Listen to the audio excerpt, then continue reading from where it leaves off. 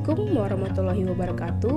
Kenalkan, saya Asa Maulina Putri Fawindri dari Program Studi Teknologi dan Manajemen Ternak Sekolah Vokasi Institut Pertanian Bogor.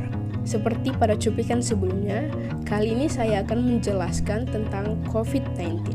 Mulai dari apa itu COVID-19, sejarah COVID-19, cara mencegah penularan COVID-19, dan keadaan COVID-19 terbaru yang ada di sekitar saya.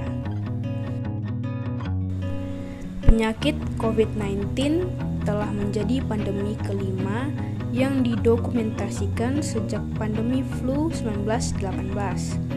COVID-19 pertama kali dilaporkan di Wuhan, Cina, dan kemudian menyebar ke seluruh dunia.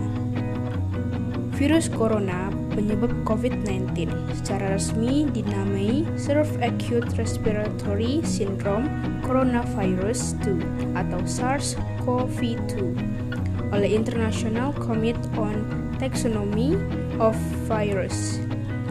Berdasarkan analisis filogenetik dan taksonomi, SARS-CoV-2 diyakini sebagai limpahan dari virus corona hewan yang kemudian beradaptasi dan berpindah penularannya dari manusia ke manusia. Karena virus ini sangat mudah menular, ia menyebar dengan cepat dan terus bermultiplikasi pada populasi manusia.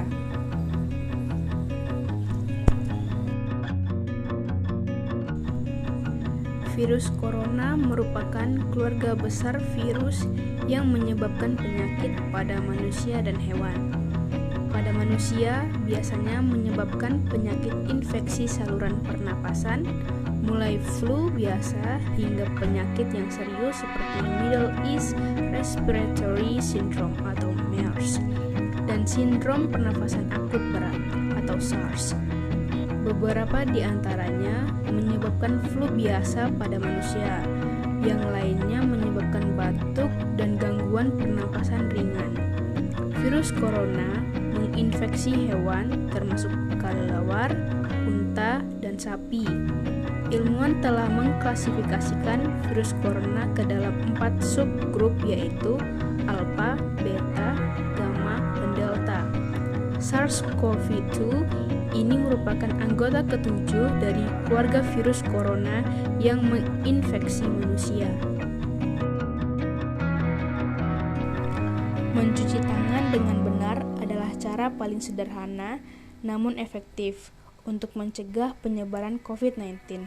Cucilah tangan dengan air mengalir dan sabun setidaknya selama 20 detik. Pastikan seluruh bagian tangan tercuci hingga bersih, termasuk punggung tangan, pergelangan tangan, sela-sela jari, dan kuku. Setelah itu, keringkan tangan menggunakan tisu, handuk, atau mesin pengering tangan lainnya. Secara umum, ada 2 tipe masker yang bisa digunakan untuk mencegah penularan virus corona, yaitu masker bedah dan masker N95. Masker bedah merupakan masker sekali pakai yang umum digunakan, sedangkan masker N95 adalah jenis masker yang digunakan sebagai salah satu alat pelindung diri atau APD untuk petugas medis yang merawat pasien COVID-19. Meski tidak sepenuhnya efektif mencegah paparan kuman, namun penggunaan masker ini tetap bisa menurunkan resiko penyebaran penyakit infeksi, termasuk infeksi virus corona. Penggunaan masker lebih disarankan bagi orang yang sedang sakit untuk mencegah penyebaran virus dan kuman ketimbang pada orang yang sehat. Pada 2 Maret 2020, untuk pertama kalinya pemerintah mengumumkan ada 2 pasien positif COVID-19 dengan 1,81 juta kasus yang ada di Indonesia. Hingga saat ini, wabah COVID-19 mengubah semua aktivitas yang ada di Indonesia, mulai dari menutup sekolah atau mengganti kegiatan belajar mengajar dengan dalam jaringan, penggunaan masker, dan lain-lainnya. Oleh karena itu, berikut ini merupakan dokumentasi video yang saya ambil terkait kondisi COVID-19 saat ini. Pengecekan suhu dilakukan di pintu masuk mal ataupun tempat umum lainnya. Cek suhu ini dilakukan dengan alat pengukur suhu tubuh otomatis yang bisa mengukur suhu badan dari jarak jauh. Dengan meletakkan dahi ataupun punggung tangan di depan alat tersebut, maka secara otomatis suhu tubuh kita akan terlihat. Dan jika suhu tubuh di atas 37,5 derajat Celcius, maka pengunjung dilarang untuk memasuki kawasan tersebut dan akan diperiksa lebih lanjut apakah terdapat gejala atau terinfeksi COVID-19. Terlihat pada video tersebut bahwa di dalam mal banyak pengunjung yang memakai masker sesuai protokol kesehatan. Tetapi sangat disayangkan pengunjung di dalam mal ini tidak melakukan social distancing atau jaga jarak antar orang, sehingga pencegahan penularan COVID-19 sangat kecil kemungkinan jika keadaan ini masih terus-menerus dilakukan.